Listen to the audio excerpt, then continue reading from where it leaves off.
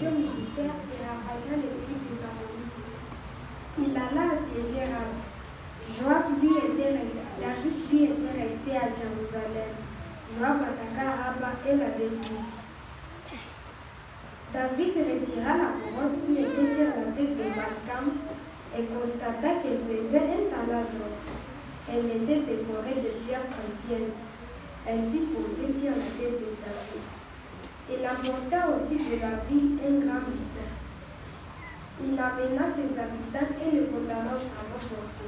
Il épaissait des pierres et travailla avec des instruments tranchants en fer et en hache. C'est ainsi que fit David pour toutes les villes des Ammonites. Finalement, David et toute l'armée arrivèrent à Jérusalem. Après cela, des combats eurent lieu contre les Philistins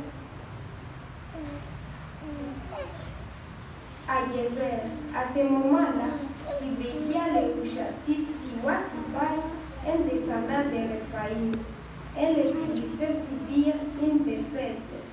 Il y eut d'autres combats contre les Philistins, et Elanan, fils de Jaïr Tiwa, l'ami frère de Goliath, les gardèrent.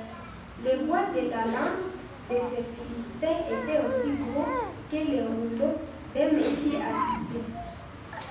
D'autres combats eurent lieu à Gath, où vivait un homme d'une taille extraordinaire, qui avait 6 doigts à chaque main et 6 orteils à chaque pied, 24 doigts à tout. Lui aussi était un descendant de Réphaïm. Il n'arrêtait pas de provoquer Israël. Alors il fut tué par Jonathan, fils de Chiméa, lui-même frère de David. Ces Philistins étaient des descendants de Réphaïm qui vivaient à Gath. Ils furent tués par David et ses soldats.